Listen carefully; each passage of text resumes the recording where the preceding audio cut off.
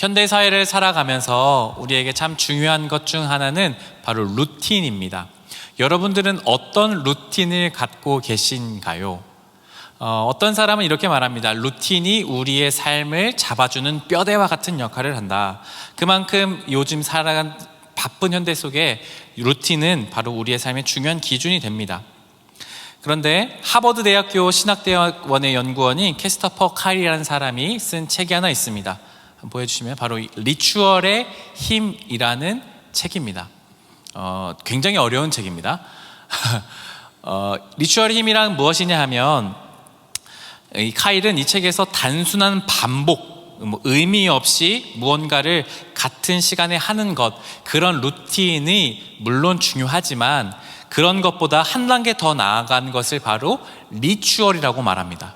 의례, 우리나라 말로 하면 의례라고 합니다. 리추얼. 그래서 이 리추얼, 의례가 우리의 삶을 변화시키는, 우리의 삶을 형성하는 힘이 있다고 이 책에서 강조하고 있습니다.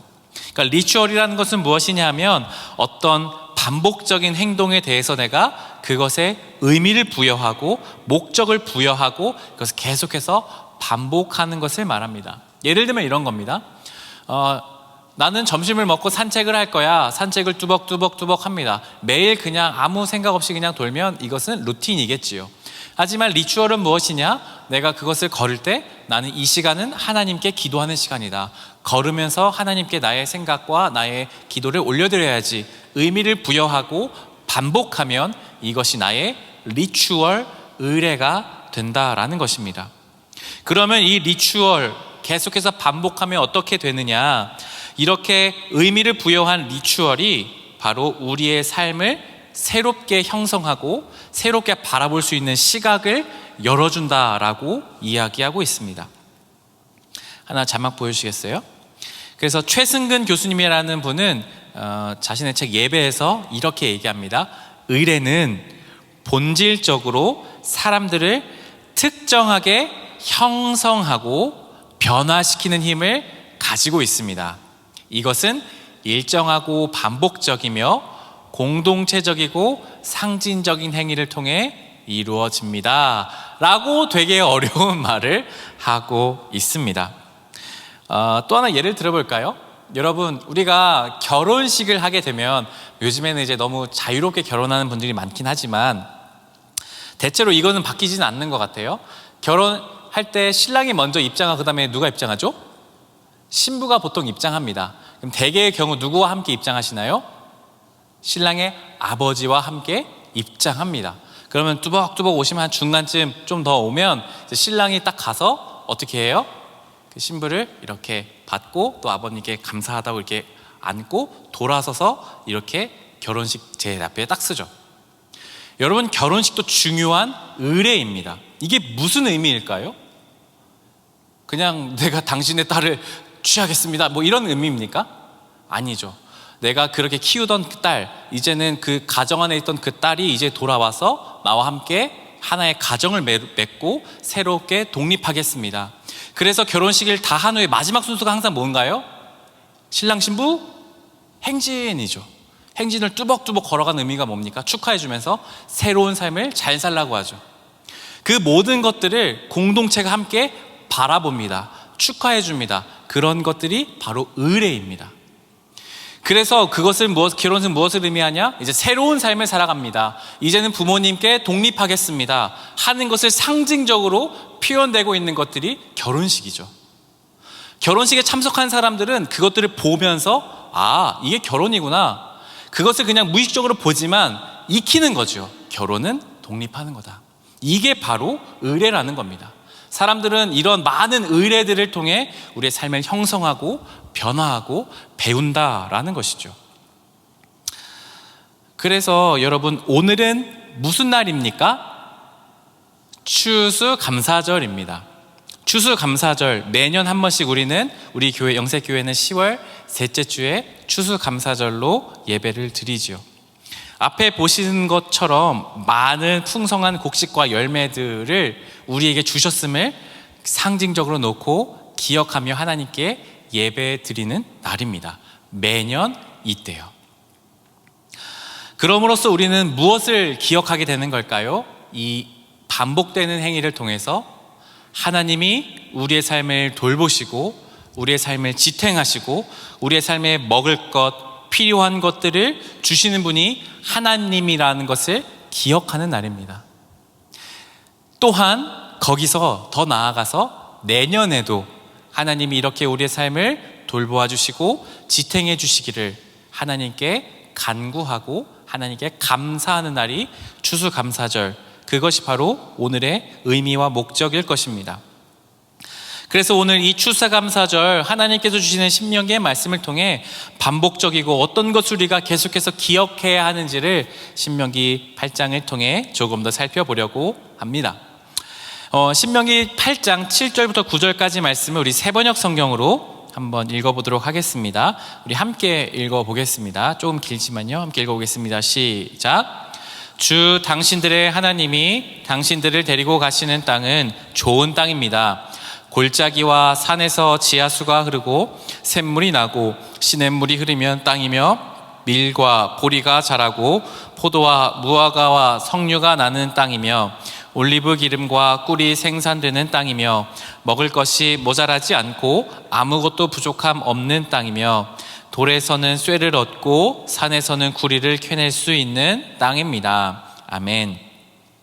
하나님은 이스라엘 백성들이 들어갈 가나안 땅에 대해서 말씀하고 있습니다. 계속 반복해서 말씀드리다시피 신명기 말씀은 출애굽 2세대, 이집트에서 나왔던 두 번째 세대가 하나님 약속하신 땅 가나안 땅을 바로 눈앞에 두고 있을 때 하나님이 주신 말씀이라고 했죠.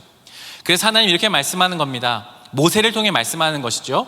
이스라엘 백성 여러분, 당신들이 들어갈 저 가나안 땅은 어떤 땅인지 압니까? 아주 좋은 땅입니다. 지하수가 흐르고요, 샘물도 나고요, 밀과 보리가 자라나는 땅입니다. 포도나무, 석류, 여러 가지 열매가 맺히는 나무, 맺히는 곳, 구리도 캘 수 있고 각종 자원이 풍성한 아주 살기 좋은 땅입니다 라고 말씀합니다. 지금까지 이스라엘이 살던 땅은 어떤 땅이었나요? 광야였죠. 먹을 것, 풀 한 폭이 안 나는 곳, 광야. 맨날 천막 치고 불안정하게 언제 움직일지 모르는 삶이었지만 이제 가나안 땅 들어가면 안정되고 먹을 것도 많고 행복한 삶이 기다리는 땅이라고 모세를 통해 말씀하십니다. 근데 하나님이 바로 뒤이어서 한 가지 당부의 말씀을 하세요. 8장 12절부터 14절 말씀을 제가 읽어드릴게요. 하나님이 이렇게 말씀하십니다. 당신들이 배불리 먹으며 좋은 집을 짓고 거기에서 살지라도 또 당신들의 소와 양이 번성하고 은과 금이 많아져서 당신들의 재산이 늘어날지라도 혹시라도 교만한 마음이 생겨서 당신들을 이집트 땅 종살이하던 집에서 이끌어내신 주 당신들의 하나님을 잊어버린 일이 없도록 하십시오. 아멘. 이스라엘 백성 여러분, 이제 여러분들은 그 좋은 땅에 들어가면 소도 양도 많아지고 좋은 집을 짓고 여러분 거기에 살게 될 겁니다 말씀하세요. 오늘로 따지면요 여러분 이제 여러분 졸업하시고 취업하시잖아요. 좋은 아파트 사게 될 겁니다. 여러분 좋은 차도 타게 될 거예요. 멋진 옷도 입고 다니고 자녀들도 잘 낳고 잘 살 겁니다 라고 축복해 주세요. 그런데 14절에 이렇게 말씀하세요. 혹시라도 만약에 그렇게 여유가 생기고 잘 먹고 잘 살게 되었을 때에 여러분은 주 당신들의 하나님을 잊어버리는 일이 없도록 하십시오 라고 말합니다. 여러분 앞으로 잘 먹고 잘 살게 될 것입니다. 아멘 한번 해주실래요? 잘 먹고 잘 살게 될 것입니다. 자, 그때에 하나님을 잊어버리는 일이 없도록 하라고 주님이 말씀하십니다. 왜일까요? 14절에서처럼 혹시나 교만한 마음이 생겨서 이스라엘 사람들이 스스로가 자기가 어떤 사람이었는지를 까먹게 될까봐 하나님 말씀하시는 겁니다. 이스라엘 사람들은 이집트에서 종살이하던 사람들입니다. 아무것도 아닌 존재들입니다. 정말로 nothing, 아무것도 아닌 사람들이 바로 이스라엘 사람들이었습니다. 허드렛 일이나 하고 밥 한 끼 제대로 얻어먹지 못하는 사람, 욕설을 얻어먹는 것이 익숙하던 사람들이 이스라엘 사람이었습니다. 그런데 그런 남루한 옷과 채찍 맞는 그 삶이 익숙한 그 사람들이 이제는 잘 먹고 잘 살게 됐을 때에 교만한 마음이 생길 것이라고 하나님이 말씀하는 것입니다. 제가 본격적으로 독립한 것이, 물론 대학생 때도 기숙사에 살았지만 제가 이제 군대를 갔다 와서 처음으로 얻은 자취방이 있습니다. 이제 신대원 입시 준비할 때 한 4달 정도를 살았던 이제 작은 방이었습니다. 고시원은 아니었고요. 정말 이제 남루한 한 3평 정도 되는 집이었던 것 같아요. 지금 생각해보면 작은 침대 하나 겨우 들어가는 그런 방이었습니다. 그때에 자취방에 사는데 인터넷이 와이파이가 있어야 되잖아요. 근데 와이파이 설치하면 매달 돈을 내야 되잖아요. 그 돈이 너무 없는 거예요. 그래서 어떻게 했냐면 인터넷이 꼭 필요하다 그러면 제 집 옆에, 제가 건대 후문 쪽에서 자취를 했었는데 거기 가면 지금도 있더라고요. 탐앤탐스가 있습니다. 2층에 있었는지 기억이 안 나는데 거기 가면 2시부터는 1+1을 합니다. 아메리카노가 4,000원에 사면 2잔을 줘요. 그러면 거기 가서 2시부터 커피를 비싼 돈 4,000원을 내고요. 그때부터 인터넷을 하는 겁니다. 언제까지? 저녁 먹기 전까지. 그 2잔으로 버티는 거예요. 막 열심히 이제 필요한 거 인터넷 검색하고 필요한 것도 다 하고 집에 돌아와서는 이제 인터넷 없는 삶을 사는 거죠. 그뿐만이 아니라 신대원에 와서도 이제 기숙사에서 살았는데요. 이제 기숙사에서도 제가 이제 뭐 사역을 하면서 사례비는 받았지만 그것이 뭐 굉장히 이제 부족했거든요. 그래서 뭐 식비도 해야 되고 생활비도 해야 되기 때문에 헌금도 해야 되고, 그래서 저는 이제 주로 한 끼에 그때 3,000원 혹은 조금 제가 좀 약간 사치 부리고 싶을 때는 교직원 식당 가서 4,000원 정도 하는 식당밥을 주로 많이 먹었습니다. 근데 3,000원짜리 밥을 먹을 때는요, 여러분, 그 3,000원짜리가 좀 밥이 금방 꺼져요. 양이 좀 적어요. 제가 밥을 좀 많이 먹거든요. 그러면 제 친한 누나 한 명을 데리고 가요. 누나 저랑 밥 먹으러 갈래요? 그래 가자. 그러면 그 누나는 밥을 요만큼 드시거든요. 정말 요만큼 드세요. 그러면 누나 밥 많이 받으세요? 반찬 많이 받으세요? 한 다음에 같이 먹으면 누나한테 일단 받아와요. 한 반 정도는. 그리고 누나랑 같이 먹다가 누나가 아유 난 다 먹었다. 그러면 안 먹을 거예요? 그럼 저 다 먹는 거죠. 그렇게 이제 식사를 해결했죠. 뭐 옷 사면 뭐 정말 가끔씩 한번 사고요. 뭐 몇 년 입는 거는 당연했습니다. 열심히 나름 절약해서 살았습니다. 돈이 많지 않았으니까 조금 구질구질해 보일 수 있지만 사실 저는 그때 굉장히 만족스러운 삶이었고요. 감사했습니다. 어떤 뭐 작은 것들이라도 비교하지 않고 그 신대원 안에서 참 즐거운 삶을, 감사한 삶을 누리며 살았습니다. 그런데 제가 지금이 되어서는, 지금은 어떤 줄 아세요, 여러분? 제가 한 끼에 3,000원짜리 학교 식당밥 먹을까요, 안 먹을까요? 안 먹습니다.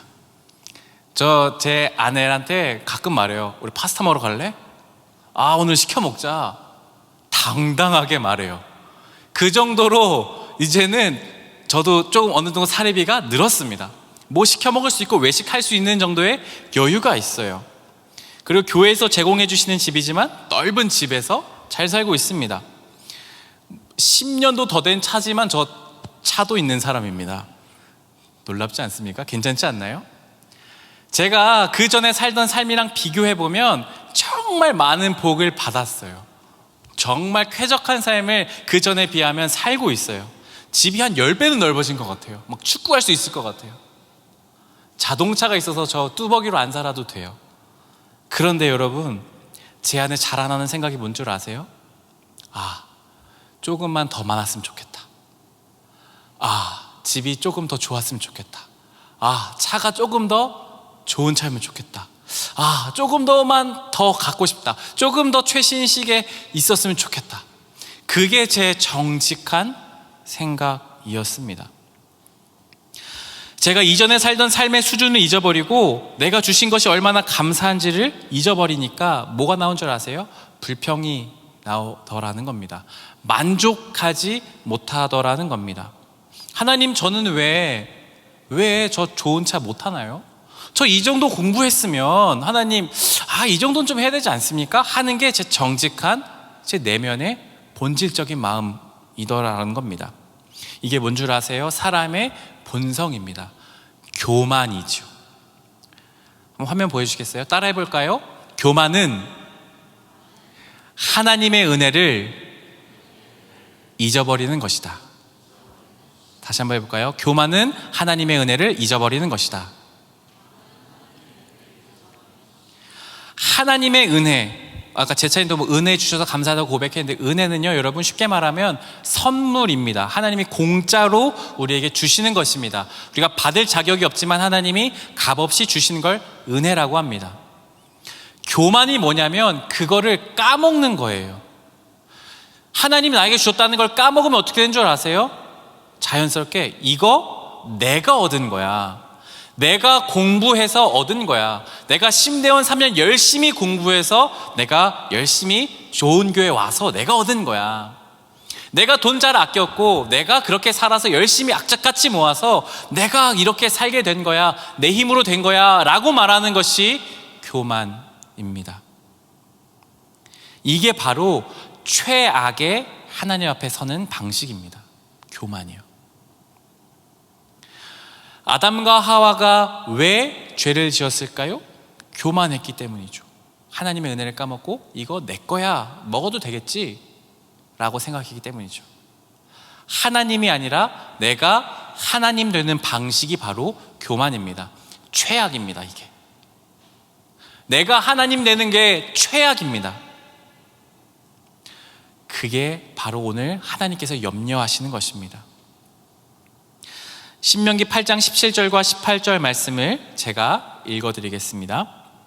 당신들이 마음속으로 이 재물은 내 능력과 내 손의 힘으로 모은 것이라고 생각할 것 같아서 걱정이 됩니다. 그러나 주 당신들의 하나님이 당신들의 조상에게 맹세하신 그 언약을 이루시려고 오늘 이렇게 재산을 모으도록 당신들에게 힘을 주셨음을 당신들은 기억해야 합니다. 아멘. 하나님도 말씀하시죠. 여러분 잘 먹고 잘 살게 되면 이제 여러분 마음속으로 이 재물, 이 양과 이 소, 이 집, 이 밭, 이 곡식들 다 내가 내 손으로 한 거야. 내가 열심히 공부해서 된 거야. 이 대학교 내가 공부 잘해서 갔지. 이 직장 내가 그거 갈만하니까 갔지. 이만큼 대우받는 거 당연하지. 아니 더 받아야지 라고 생각할까 걱정이 된다십니다. 그때에 하나님이 말씀하세요. 당신들에게 이렇게 재산 얻을 힘을 하나님이 주셨음을 기억하라고 말씀하십니다. 이 모든 재물 얻을 힘과 환경과 상황을 하나님이 주셨음을 기억하라는 것입니다. 여러분들이 만약에 저 아프리카 멀리 아무런 인프라가 없는 곳에서 태어나서 열심히 공부한다고 해서 그렇게 대학교를 갈 수 있을까요? 천만의 말씀입니다. 시작점이 다른 것입니다. 우리가 지금 이렇게 누리고 있는 좋은 옷들, 여러분 입고 있는 멋진 옷들 당연한 겁니까? 아니라는 겁니다. 여러분이 공부할 수 있는 환경, 그런 직장 다닐 수 있는 환경, 이렇게 잘 다닐 수 있는 좋은 대중교통이 돼 있는 거 다 하나님이 주신 은혜라는 것입니다. 그거를 까먹는다면 우리는 교만하게 될 것입니다. 여러분 앞으로 조금 더 돈 잘 벌 겁니다. 취업 안 되시는 분들 진짜 화이팅입니다. 여러분 진짜 어렵다고 하지만 취업 잘 될 겁니다. 그리고 여러분 입시 또 준비하는 청년들 좋은 대학, 원하는 대학 꼭 가길 바랍니다. 그래서 지금 공부하는 청년들 잘 공부해서 실력을 잘 갖고 와서 졸업도 잘 하십시오. 그리고 원하는 직장에 잘 가길 바랍니다. 그리고 좋은 집도 사시고요, 좋은 차도 타시고 가정도 이루세요. 축복합니다. 그러나 기억하십시오. 그 모든 것을 하나님이 주셨음을 기억하십시오. 이것을 잊어버리는 순간 우리는 교만해집니다. 최악으로 빠지게 되는 것입니다. 내가 하나님 되어서 살아가게 되는 것입니다. 물론 여러분 노력한 건 맞습니다. 여러분들이 애써서 수고한 건 맞습니다. 그러나 그 모든 것 뒤에 하나님이 계셨음을 반드시 기억하십시오. 여러분이 주식을 하고 투자를 하고 모든 재산이 많아지면 그때에 기억하십시오. 아, 이거 하나님이 주신 거다. 이거 하나님이 주신 거다. 내 마음대로 쓰지 말아야지. 하나님 나에게 원하시는 건 무엇일까? 하나님이 기뻐하시는 뜻은 무엇일까? 고민해야 하는 것입니다. 여러분, 이 추수감사절에 이렇게 많은 농작물을 앞에 두고 우리가 리추얼해야 하는 것은 무엇입니까? 매년 10월 셋째 주 주일마다 드리는 예배 가운데 우리가 기억해야 하는 것은 무엇입니까? 다른 어떤 것이 아니라 이 모든 것을 주신 분이 하나님이다 라는 것을 기억해야 합니다. 여러분, 무엇을 기억하시겠습니까? 이 추수감사절, 그냥 감사하라나 보다 억지로 감사하고, 그래 뭐 감사제 뭐 억지로 그냥 뭐 살아있음에 감사합니다, 그런 거 아닙니다. 여러분, 정말 우리의 모든 삶은 은혜입니다.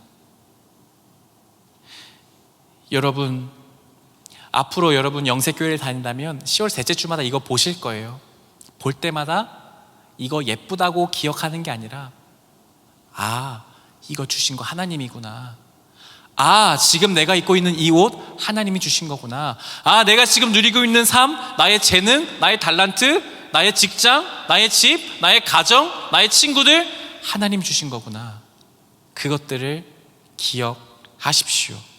그렇게 살아갈 때 여러분들의 삶이 새로운 시각이 열려 더욱더 하나님과 바른 관계, 온전한 하나님의 사람으로 살아가게 될 줄 믿습니다. 함께 좀 찬양할까요?